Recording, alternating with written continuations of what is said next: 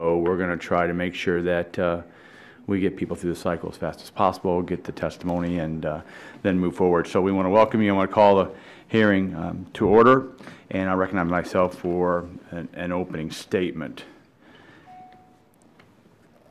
Good morning.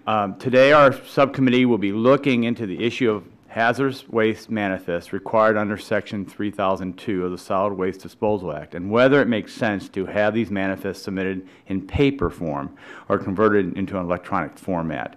I think it undoubtedly makes sense to modernize to electronic filing. With the commonplace usage of laptops, computers, scanners, PDAs, and tablets, the idea of having this information maintained electronically seemed like a no-brainer to me. I hope this hearing helps us understand that good reason has prevented us from using an electronic system, and if it is legal in nature, how Congress can help encourage a transition. When I first learned EPA was still requiring multiple copies of a paper manifest to track every movement of hazardous waste from the generator through the transporter and to final disposal site, I was surprised a more user-friendly format was not being used. When I then found out EPA also required these same manifests be sent via postal mail back to the original waste generator and the state regulator to be kept on file, I was astounded at the inefficiency of the system and the cost to both government and the private sector. When the agency was handling labor hours costing about $187 to $733 million annually. That's a staggering amount. Moreover, 34 state governments reportedly spend $199,000 to 416,000 labor hours, costing $6.3 to $37 million annually to administer the current RCRA hazardous waste manifest program, which, when added to waste handler burden, totals 4.6 to 9.7 million hours, or in terms of cost, 193 to 770 million per year in baseline national paperwork burden. According to EPA, the agency estimates the cost of the paperwork burden on states and private entities from the current paper manifest system to be from $193 million to over $400 million annually. Specifically, EPA's fiscal year 2013 budget states a fully implemented electronic manifest system is estimated to reduce the reporting burden for firms regulated on RCRA's hazardous waste provisions by $76 to $124 million annually. Especially at a time of unacceptable high unemployment and enormous federal debt and limited state budgetary resources, Congress should be looking for ways to lighten the fiscal burden generated by the paper manifest system, but do so in a way that makes sense for tracking, enforcement, and public health concerns. In addition to the regulatory and economic relief, an electronic manifest provides proponents also believe collateral benefit of an electronic system to include increased transparency, access to critical public safety and security information for first responders, better tracking services for our citizens, improved data for informed policy decisions, and program management and greater accountability for how hazardous wastes are transported and managed. The Senate has twice passed legislation with the support of environmental advocacy groups, industry stakeholders, and state regulators that created an electronic manifest system at EPA. Their approach melded private sector expertise with technology and EPA's concern for what a meaningful manifest system needed. If the House is going to act on this issue, we need to understand why this needs to be done and how best to make it work for federal and state regulators, the regulated community, and the U.S. taxpayer. Furthermore, if the industry wants this system and is willing to pay for it, the system should be viable, performance-based, and industry should not be forced to overpay for the system, nor have their money held hostage by Congress or the executive branch. I am aware that there have been concerns raised about various facets of the Senate-passed bill, including whether it requires some spending offset, even though it would be fully funded by user fees, and whether those funds, once collected, should be appropriated. These are issues that we will investigate fully and address to the extent they need to be. I look forward to working with all parties, and I want to thank the witnesses for taking time out of their busy schedules to be with us. We appreciate your testimony, look forward to being better educated by your experience. And before I yield back, I want to finish this. I'm going to forward this so it's submitted for the record to Monica back in the back. This is obviously new technology. mail.house.gov, everybody knows that. And we're going to send it. And that's all we're asking for us to do electronically to be able to follow this and in a very transparent system. With that, I yield back my time and yield to my ranking member, Mr. Green from Texas. Thank you, Mr. Chairman. Just so we don't get to the point where you and I are emailing between us up here, that we can sit down and talk to each other. We don't want to lose the history of conversation by emailing. But I appreciate the Chairman calling a hearing and today and welcome both our panels. Common sense change should have broad support in the committee. With the Senate having already acted on the issue, I hope we will move expeditiously to introduce legislation to establish an electronic manifest system that ensures that hazardous waste are designated for and indeed arrive safely at designated hazardous waste management facilities. The benefits of an electronic manifest are obvious, ranging from reduced paperwork, administrative burdens, and millions of dollars that such a system could save. That's why both EPA and the regulated industry agree that we should develop legislation to create an e-manifest system and fund it through user fees. With this kind of agreement and participation, there's no reason why we cannot pass this bill into law this year. So with my goal for this hearing is to hear from any concerns our witnesses have with Senate Resolution 710, if any, so that we can address them and move forward with the bill in the House. Mr. Chairman, I would like to ask unanimous consent to insert in the record a letter from the National Resources Defense Council showing their support for e-manifest program. Without objection, and I'm happy to receive this from my friends at the NRDC. I feel the same way sometimes. With that, thank you again for our witnesses for appearing. I look forward to hearing our testimony. And I'll just hand you my statement. I'll see that. So the gentleman yields back his time. Does the gentleman from Georgia seek time? Seeing no other members present, the chair now recognizes Ms. Rudzinski from the Environmental Protection Agency. Welcome. Your full statement's considered accepted in the record, and you have 5 minutes for an opening statement. Thank you for coming.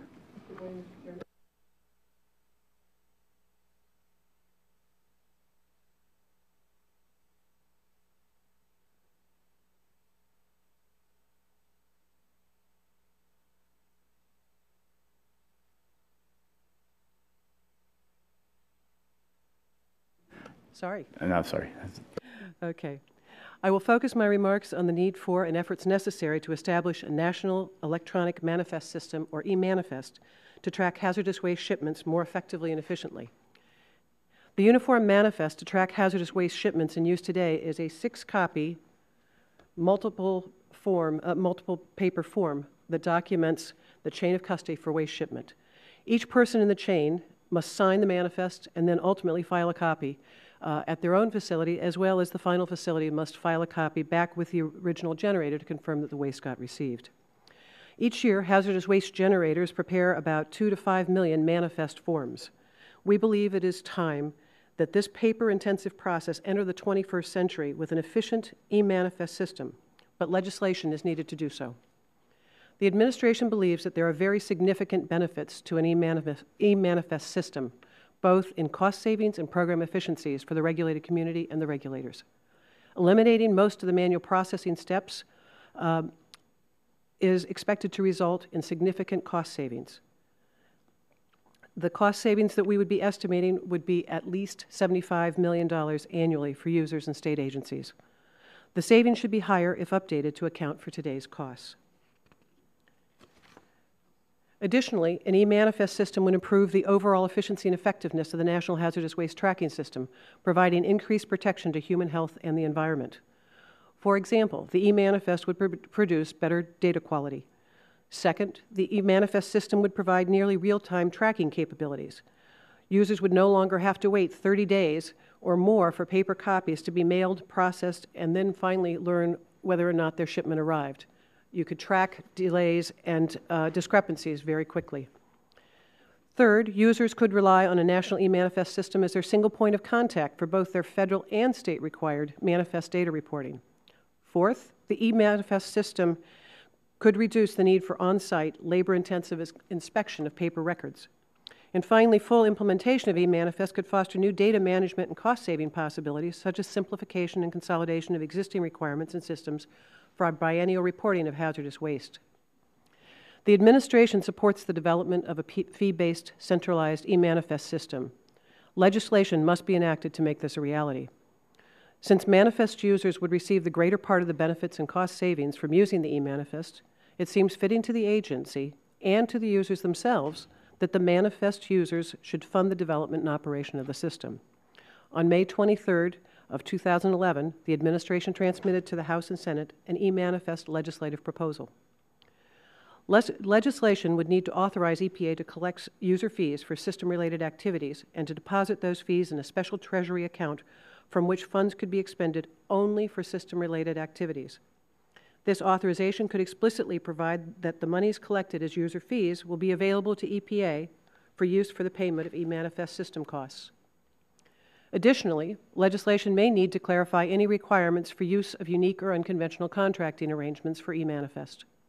If eManifest legislation and related appropriation bills were to authorize and appropriate funds to EPA to build the eManifest system, as suggested in the administration's proposal, EPA would likely procure the development of the system using conventional federal acquisition procedures and rely on user fees to cover systems operations and maintenance costs.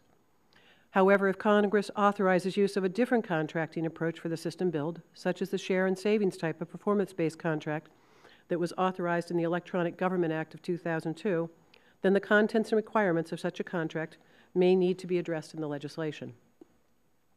It is also important for the legislation to include provisions that will ensure that the eManifest system and the authorizing regulations developed by EPA be effective in all states on the same date, initially as a federal requirement, but which the states can subsequently be authorized for after enacting the necessary state laws. The eManifest can be successful as a cost savings tool for users and a profitable venture for vendors only if it is assured that the eManifest will be implemented consistently in all states on the same date. We look forward to working with Congress to enact legislation to provide for the development of an efficient, effective eManifest system. Thank you very much, Mr. Chairman, for the opportunity to be here today. That concludes my statement, and I would be pleased to answer any questions that you or other members of the subcommittee may have. Great. Thank you very much. Sounds like there's much in agreement and great possibilities forward. So we do look forward to working with you. Let me recognize myself for the first set of questions. In 2006, the Senate Environment and Public Works Committee received testimony that the hazardous waste manifest burden was the most expensive paperwork requirement EPA imposes under Subtitle C. Do you believe that that's still the case? I believe that's correct. And in your testimony, you mentioned that the EPA first started analyzing the economic benefits of transitioning to an electronic manifest system.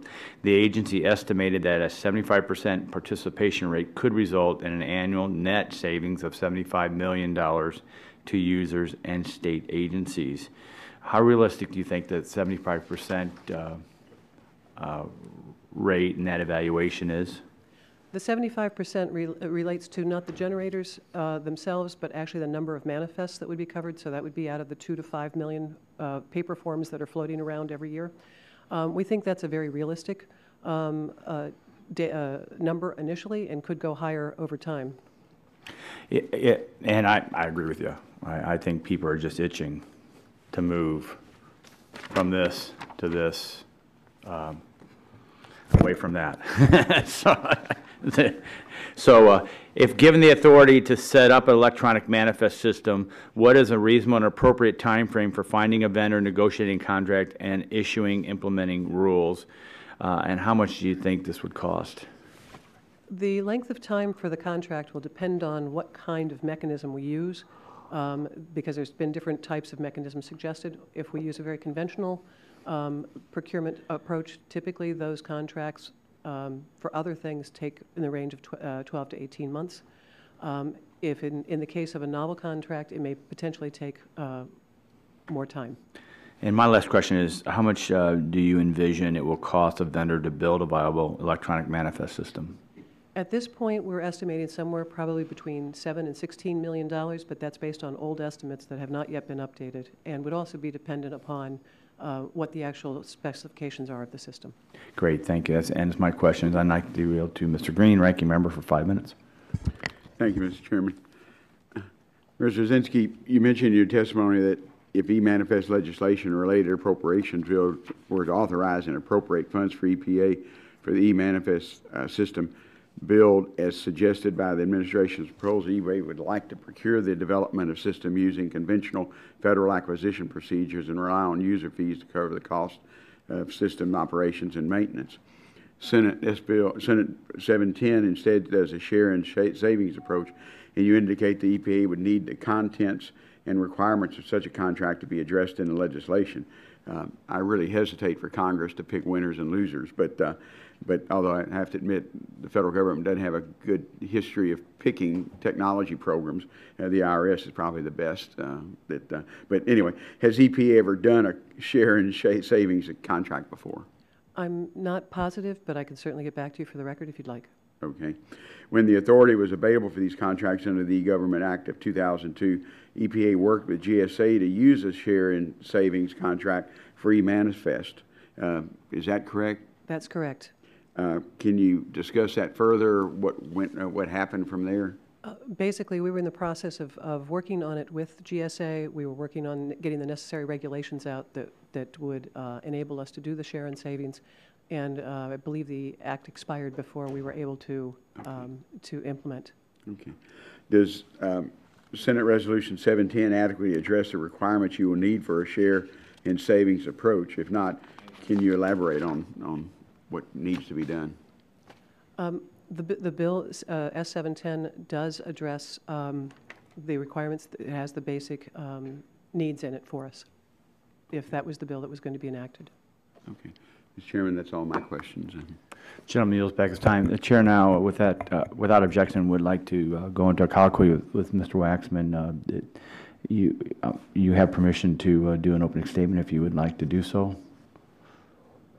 Thank you very much, Mr. Chairman, and I appreciate the Gentleman is recognized. The witness for your testimony.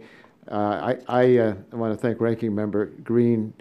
We requested this hearing back in January, and we're looking to see how we modernize the tracking system for hazardous waste shipments in this country. The goals of these efforts are to reduce burdens, save money, improve data quality. At present, the federal manifest system still relies on paper manifests, just as it did when the system was established in 1980. So we got to bring this system into the 21st century. Technology has advanced significantly over the last 32 years, and we shouldn't be relying on carbon copies to track potentially dangerous shipments. I think you'd get a unanimous agreement on that point from members of the committee here. The adoption of electronic manifest system was proposed by EPA more than 11 years ago. It's been supported by the chemical companies, state agencies, environmental organizations, but it still hasn't been adopted. Ironically, there were technological concerns. Questions about the enforceability of digital signatures are one. So I didn't hear your testimony, but I know that it's been submitted in writing. And so we're concerned about how this program is going to be funded. For many years, hazardous waste generators, shippers, processors have expressed a willingness to fund the program through user fees. I hope we can adopt that concept. I think we'll hear legislation about legislation from the Senate. It embodies the concept that are widely supported, authorizing an electronic manifest system with regulatory authority for EPA and a user fee to cover its costs. I think, Mr. Chairman, the rest of my statement I'd like to have in the record. I appreciate the courtesy you've given me in letting me come in at this point in the hearing to make these comments. In S710, I think we had to look at it. The bill calls for a share in savings contract. Under standard share and savings contract, the contractor agrees to bear the initial project costs. I think this is something that we ought to examine carefully. I thank you for holding this hearing, and I hope we can work together to solve this problem. Thank you, Mr. Waxman. And now, would you like to ask any questions of the witness? I'm going to pass on asking questions and let others who have been here longer have their chance because we're going to have votes in a minute. Thank you, sir. Now the chair recognizes the gentleman from Georgia has no desire for questions. A gentleman from North Carolina is recognized. Thank you very much, Mr. Chairman. Thank you, Director, for your testimony today. I will try to be as brief as I can. Protecting the public from hazardous waste is certainly a critical mission of the Department of Transportation and EPA. Both departments, in coordination with industry and state agencies, have been vigilant in the treatment and transport of hazardous waste because of the safeguards established by the Hazardous Waste Manifest System. Paper manifests provide shipping information to help with the tracking of potentially dangerous materials and information about the contents of each shipment for emergency responders. Since 2001, EPA has proposed a nearly paperless manifest system which would reduce the financial burden of paperwork on states and the industry by more than $75 million per year. I support improving the hazardous waste manifest system by using information technologies. I look forward to transitioning from the existing paper system while continuing to make safety our top priority. Let me just ask you, if I can, Madam Director, S710 proposes a user fee on people who continue to use paper manifest. Is that generally how user fees are allotted, or is that tantamount to a tax? In terms of the user fees for paper, users that want to stay with paper currently in many states do actually have a user fee, because at the end they have to submit it to the state, and the state oftentimes charges fees for to enter that manifest data into a system. In the system that is being proposed for electronic manifest, a user would have an option of either going electronically or continuing to use paper. At the end of that time, you would still need to submit the final paper form back into the system. So they will still be users of the system, and so they would be appropriately charged. I guess what I'm getting at, would a sliding fee scale be better? One of the things, that's an issue that we would certainly look at if legislation is enacted so that we could impose user fees, and we'd certainly work with the user community to try to make sure we knew what was appropriate. Just trying to mitigate the amount that would be assessed to small businesses. You know, we're always trying to protect small businesses and their bottom line if we can. Do paper manifests get lost during transit? Paper manifests can get lost. They can have data quality issues. You can have illegible handwriting so that people don't know exactly what's there. E-manifest offers a far superior approach to that. Is intentional fraud an issue with paper manifest? How large an issue that is, I'm not sure, but I can get back to you. All right. Those are my 4 areas of interest. Thank you. I yield back. Thank you. Gentleman yields back his time. Now the chair recognizes the gentleman from Mississippi, Mr. Harper, for 5 minutes. Thank you, Mr. Chairman, and welcome. Thank you. Appreciate you being here today with us, and I have a few questions. If a vendor is operating the electronic manifest system on behalf of EPA, how many EPA staff would be required to work full-time on issues related to the electronic manifest system? Initially, the number of people at EPA that would be working on it would be working not only on procuring the contract and also developing the regulations that would be needed, but that should go down over time because the regulations, once they're actually in place, those staff would no longer be needed. So it would depend on the actual nature of the contract system adopted as to how many staff would be needed. Initial estimates are about 5 to cover the entire span of contracting and regulatory activity. Gotcha. What would be the benefit to EPA or DOT of real-time tracking that the electronic manifest would provide, just in general? Real-time tracking allows you to know where a shipment is. If there's a problem on the road, if a shipment has been delayed, you know immediately where you can find it and can actually get help to it more quickly. It will also allow you to, if there is some kind of an incident, it will help first responders being able to get there. All right, you had mentioned that the e-manifest system could foster new data management possibilities. Can you quantify what the cost savings to EPA would be through these possibilities that you mentioned? Qualitatively, I can talk to you about it because it will be dependent upon what system is actually adopted. The types of things we're looking at right now is you've got biannual reporting systems. that for all hazardous waste, a lot of that could be incorporated into the e-manifest system so that potentially you do not have to do extra reporting. Things like our hazardous waste export notifications could potentially be melded in as well. Okay. So you could do away with other system requirements. Okay. Why does the administration believe that a fee-based centralized e-manifest system has the greatest chance of succeeding versus other methods? The industry and EPA and the states have all been working together and indicated that user fees are important because in these budget times, it's important to find ways to fund the system. So the thought was that the users and the users themselves agree that they should help bear the cost of the system. Okay. Thank you, Mr. Chairman. I'll yield back. I want to thank my colleague. Real briefly, before we let you go, the only system-related activities on the user fee is, I think that was a great point to raise. This real-time tracking, like UPS, like FedEx, like U.S. Postal Service. So we should be able to get there. And by the time I did my opening statement, sent it back to the clerks to file, they've already sent me a confirmation that they have it. That's really where we want to go, and I think we can get there. We just need to work together. I appreciate my colleagues on the minority side for, it looks like that's something we might be able to do. So with that, we want to dismiss you. Thank you for coming, and call our second panel up. Thank you, sir.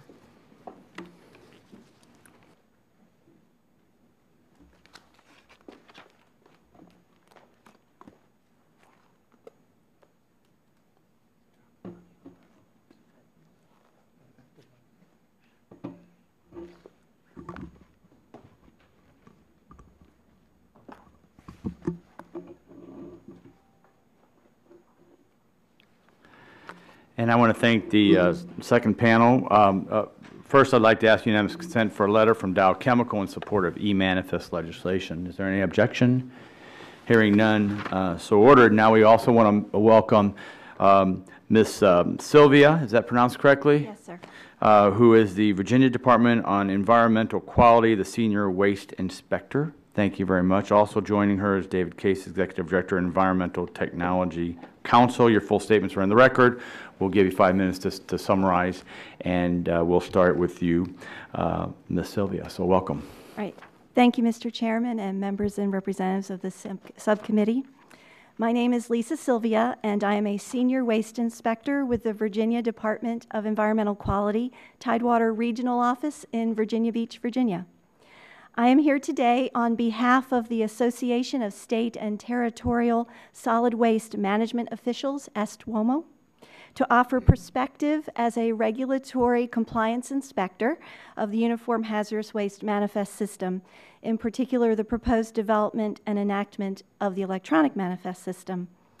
In addition to the views expressed in this testimony, I would like to note that individual state or territorial waste programs may have other perspectives based on their state experience with the use and management of manifests.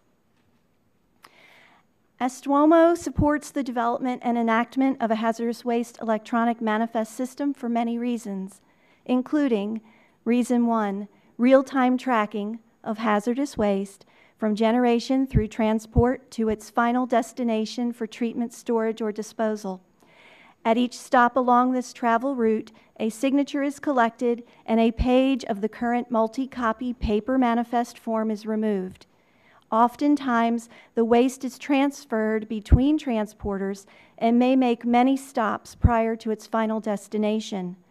The generator may be unaware of the location of his waste along the route, although he continues to maintain responsibility for it. Knowledge of the waste being received and accepted at its final destination is not certain until the generator receives a final signed paper copy of the manifest from the destination facility. With an electronic database, the waste could be tracked at each stop, allowing the regulated community, that is businesses, government entities, and nonprofits, as well as regulators and other government officials, to know where the waste is in real time. Electronic tracking also provides an emergency response benefit. Emergency responders would be able to access information online of a transport vehicle's contents or the expected hazardous wastes at a facility. Thus, potential hazards could be known or anticipated prior to or en route to a transportation or facility incident. Second, for the time and cost savings for the regulated community as well as regulators, from postage and paper form acquisition and retention costs to the time impact on business as I, the inspector, review paper on site. During a hazardous waste compliance regulatory inspection, the inspector will typically review 3 years' worth of manifests. This time includes reviewing the documents, but may also include time waiting for the forms to be located and pulled. In addition, the regulated community loses time while overseeing the inspector as she completes her review on site. This is time lost to the regulated community member's business. As an inspector, I would prefer to spend the time on site with the regulated community, providing compliance assistance in reducing hazardous waste generation, as opposed to reviewing paper. Reason 3, providing access to tracking information in real time across state borders, something not readily accessible under the current paper-based manifest system. 4, giving an inspector access to information to prioritize and focus inspection efforts through desktop reviews. This allows for more productive use of the taxpayer's dollar. Reason 5, electronic manifests would provide for a true adherence to paperwork reduction.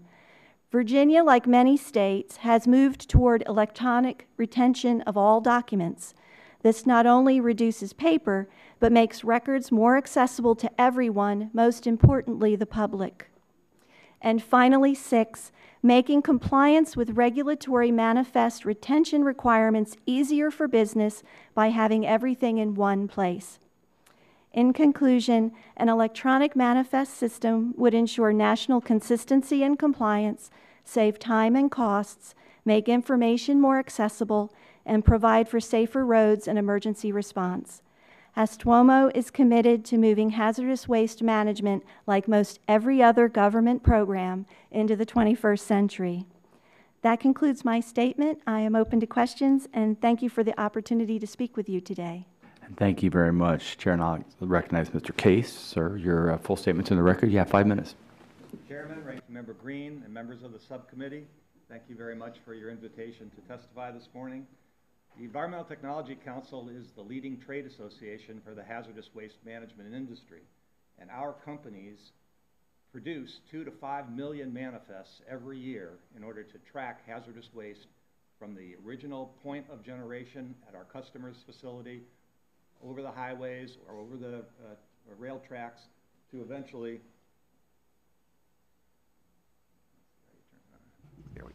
the recycling or treatment or disposal facility that our member companies operate. I too have a list of reasons why the electronic manifest system is so important, but I've heard from the chairman most of my list of reasons, and from the other witnesses this morning. I think we're all in agreement that an electronic manifest system is long overdue. Therefore, I'd like to use my 5 minutes this morning to address some of the other questions that have been raised about the system. And in particular, I thought I would focus first on the user fee. Industry stepped up many years ago when we were first planning an electronic system and said we would be willing to pay for the system through a user fee. I know that raises concerns about whether the user fee is a kind of indirect tax on industry, but we don't see it that way. The important point to remember is we already pay for the paper system. We pay an enormous amount of money for the paper system. We have to buy the manifests. We have to bear the cost of mailing all the copies through the U.S. mail. We have storage facilities where there are reams and reams of file drawers containing paper manifests, and we have to bear that cost. We see the user fee as a way of obtaining a much more efficient and cost-effective system that will save us money. So in the end, the user fee is a way of getting a net savings while also improving the operation of the e-manifest system. The second question that's been raised has been about our proposal, our support for a share and savings contract as the way of developing the e-manifest system. And the reason we support that is that we think a share and savings contract incentivizes the IT contractor to build a system that will be best for all the users. Otherwise, the contractor won't promptly get back its investment and its profit. The vendor will only get paid if it develops an efficient, cost-effective, user-friendly system. We much prefer that approach to a standard government contract where the contractor simply meets specifications that EPA issues in order to get paid. So we think the share and savings contract is a preferable way to go. We're not wedded to it. If the only way this bill could move forward is if there were some conventional contract requirement, we could live with that, but we just think a share and savings contract is a much preferred way. The third issue that's come up has to do sometimes with the security of the system. We recognize that paper manifests are not particularly secure. They can have errors. They can have all sorts of problems associated with them, including not even being able to read handwriting. And we think an e-manifest system will provide a much more secure system. The vendor will have security provisions in the software to avoid people having hacking in or whatever, and I think it'll work out just fine. Lastly, we've been asked, why doesn't the industry develop a system on their own? Why do you need legislation? Why do you need EPA to do this? We thought very seriously about developing our own system. As you can imagine, our industry, our companies have already developed very sophisticated and innovative business-to-business electronic systems. We do all of our hazardous waste management, from the initial customer order to waste profiling to waste receipts to invoicing electronically. The only thing that's not done electronically is the manifest, and we could very easily integrate that into our system. However, in our discussions with EPA and most particularly the Justice Department, they have emphasized that the manifest is not just a data collection system. It is a very important compliance and enforcement system under the law, and therefore it has to be designed, operated, and enforced by the government, by EPA. It could not be done by a private entity. I think those are the major questions, Mr. Chairman. I'm open to any other questions, of course, that the committee may have. Thank you very much. Thank you, Mr. Case. Mr. Case does yield back his time. Let me just go briefly to a couple of questions. First of all, we understand storage here, and we understand digitization of records. You go to any member's office, especially in this building, you have a whole wall of file cabinets, which I would guess, other than Mr. Sardi's softball gear, I'm not sure what is being stored in there anymore because everything's digital and filed away, and we just don't have that space. So multiply that by numerous copies along the process of what you put in stuff. So that's a very good point. I think the other one is, and I'd like to go to Ms. Sylvia, explain the real time. I guess your testimony talked about real time, but you added the phrase across state lines. So can you just expound on that, the importance of that for you? Well, I guess I'll start with, in Virginia, at the facilities that I inspect, most of that waste leaves Virginia. It may be generated in Virginia, but it leaves Virginia.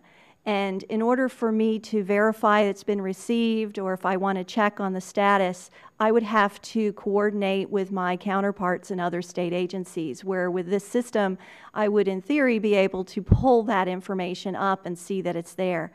In some enforcement cases, there may be a requirement on a generator to verify that they have removed some hazardous waste. This would give them the opportunity of being able to show me instantaneously when it was received in whatever state it went to. So it would bring them back to compliance quicker.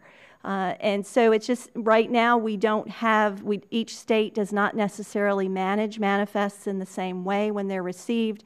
A single system like this would allow me to see what's going on across the country. I think any young adult 25 years or younger would be aghast that of file cabinets and carbon copy documents that you got to pull from file cabinets, especially in your job inspecting. And I think your testimony also raised that issue of when you're doing a 3-year back look, actually going and grabbing and pulling the files out. I mean, that really happens, right? Oh, yes, it does. And Very time consuming? very time consuming. There's no regulatory requirement to keep the paper on site. So oftentimes there's a need to coordinate to go get the paper from wherever it's being kept. For smaller businesses in particular, they don't know what these pieces of paper really mean. So some pieces may be in one department, another may be with another person, or it may not have even been kept. So there's a time element just waiting for them to locate those pieces of paper. Thank you. I'm going to end, and I'm going to yield now to Mr. Green, the ranking member. Thank you, Mr. Chairman. Ms. Silva, you mentioned your testimony Virginia has established electronic shipping system to track medical waste. And how was that upstart of that system paid for? I'm afraid I can't answer. I am aware of the system. It was done at the request of a medical waste transporter, but I don't work directly in the medical waste program, but I would be happy to find that information out for you if you like. Yeah, I'd be interested because obviously when we're talking about hazardous waste, it'd be similar for medical waste. If the e-waste can work and how it was created, a much smaller system. And I know you represent a number of state governments, and I have a very urban district in Houston, and industrial wastes are part of our everyday life that we live in. I have 5 refineries and chemical plants. We try and recycle everything we can because you make money doing it, but there's some things you just can't do, and so you do have to transfer it, though, to different locations, including some landfills. I know we have a big effort in our area, both with our state agency, our city agencies. Going down the road, our trucks get stopped real often. When I'm driving in our district, I see whether it's Houston Police, the county sheriff, or like I said, Department of Public Safety. And I'm sure they're going to stop some of the trucks that are in our district. Would that still comply with what most state laws require to have that manifest on that vehicle? With electronic waste, would your members, who I know I probably represent a bunch of your members, right, but would they be able to do that with that vehicle? The Department of Transportation, separate from EPA, requires certain kinds of shipping papers to be on the vehicle, and those would continue to be on the vehicle. The manifest, though, is different. It has lots of very important information on the hazard posed by the waste, the volumes, the proper responses, so that unlike you're describing kind of a standard DOT stop it to check the vehicle. Typically it's weight issues, but they also do a full inspection. Right. But even the larger concern, I think, is if there's an emergency, if there's a fire on the truck, if there's a spill, the current regulations require that the manifest be kept on the vehicle. Now, you can imagine if there's a fire in the back of the vehicle, an emergency responder doesn't want to crawl into the cab to find the manifest. We would like them to be able to go on a laptop or use their smartphone to find all the information they need for the response. And so that would be available to the regulatory agency, to the law enforcement who's having the response, yes, to the first responders. Yes, indeed. The system as we envision it, another reason for a share and savings contract is it gives us an opportunity to work with that vendor and make sure all these features are in the system. We would like emergency responders to have their own password and identities and ability to access the information they need in the event of an emergency. Well, Mr. Chairman, I know I'm almost out of time, and I want to have time for my North Carolina colleague.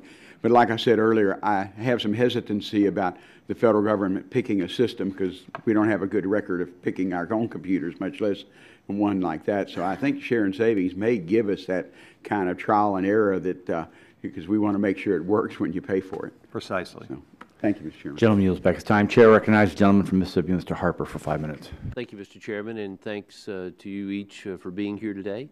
Ms. Sylvia, I have a couple of questions I'd like to ask you first, if I may. You mentioned that you've encountered problems with regulated entities' paperwork, including their inability to find the paperwork. EPA also testified about the ability of an electronic system to substantially reduce data problems.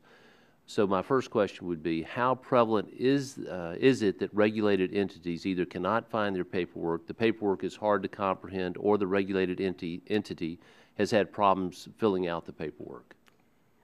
Well, I'll just state that from my own experience as an inspector, particularly with smaller businesses, they rely often on their service vendor to prepare the form for them. They're unaware of what it means, what the information on it says. It's all Greek to them, excuse the term.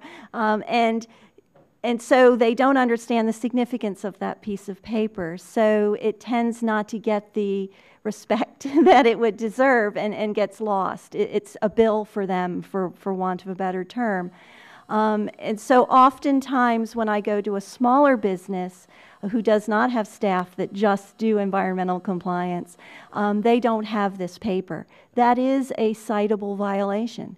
And so to have an electronic system, that would be already in existence. They would not have that violation, apparent violation, assessed against them. So you obviously agree with the EPA's assessment that the electronic system would certainly improve that manifest data quality. And we see oftentimes, because they rely on a third party to complete the form for them, there may be errors on the form because the person filling it out doesn't necessarily have the first-hand knowledge that the generator themselves has. And that too can lead to potential violations for that generator. Thank you. Mr. Case. Sir. Our witnesses have mentioned the benefit of the electronic manifest for first responders. Of course, I wasn't in here. I haven't heard anybody mention the case out of Apex, North Carolina. Could you tell me how that e-manifest system may have been helpful in that instance? I would be happy to. There was an incident in Aikens, North Carolina, probably 4 years ago, in which a small storage facility, we call them 10-day transfer facilities, contained a variety of hazardous wastes, and a small fire began. We now think that the fire was a result of pool chemicals that had been picked up and stored at the facility, and that the fire was then accelerated by other wastes that were present. As I understand it, when the emergency responders arrived, they did not have the manifest information for what was in the warehouse. They didn't want to go into the warehouse to try to find it. And so they evacuated an enormous number of people as a safeguard, and they let the building burn down. Our belief is the fire could have easily been put out initially if the information about the waste was available immediately, electronically, and the emergency responders could have had that information. Thank you. Yield back, Mr. Chairman. Gentleman yields back his time. Chair recognizes the gentleman from North Carolina, Mr. Butterfield, for 5 minutes. Thank you, Mr. Chairman. Mr. Case, let me just pick up where you left off there with the emergency responders. Do you envision, if we go to an e-manifest system, that the responders will have that technology in their vehicles on site, or would they have to rely on a third party for the information? We believe they'll have ready access on their vehicles to the electronic information. They can use an iPhone, a smartphone, an iPad, as Mr. Chairman has in front of him, any of the commonly available electronic devices. And would you envision them getting all of the manifest or just relevant portions of it? An advantage of an electronic system is it would be indexed by transporter, by generator, by any way you wanted to index the information so you could easily access it. You wouldn't be searching through lots of electronic documents. Do you represent the small shippers or the waste generators? As customers, we do. Our companies are major hazardous waste management companies, but we service dry cleaning shops, gas stations, all of the small businesses across the United States. Would you speak to the sliding fee scale that I mentioned earlier? Would a fee scale based on the amount of waste be helpful? Yes. I think the vendor will have to come up with a fee scale that promotes maximum usage of the electronic system. And for those generators who have to use paper, we will accommodate them and simply require some sort of fee for transferring their data into the electronic system. Okay. It'll still be a lot cheaper for them than the current system. Just thinking ahead about the small businesses and don't want them to be overly burdened with large fees. Absolutely, and I think they will be able to take advantage of the electronic system and the savings inherent in that, and whatever paper manifests are still required will be handled more cheaply. All right. Thank you. I yield back, Mr. Chairman. Gentleman yields back his time, and I'll just finish by saying, for the first-line responders, which we work with very closely, especially in the telecom subcommittee, and some of the pieces of legislation, whether it's spectrum auction and whatever dollars go to, what we've been trying to do is make sure that federal dollars do help the local first-line responders, and so that the chief or the engine does have the iPad or the iPad 2, where they could take pictures, where they can drill down and look at a building and see the structure and stuff. So I do think working together, then they can have a much more information than they have now, which they really have zero now. So this is very exciting. We look forward to working with you. Thank you for your time. Thank you for the expeditious nature and us getting through this, as they've just called votes. Seeing no other members and hearing no request for time, I'll call the hearing now adjourned.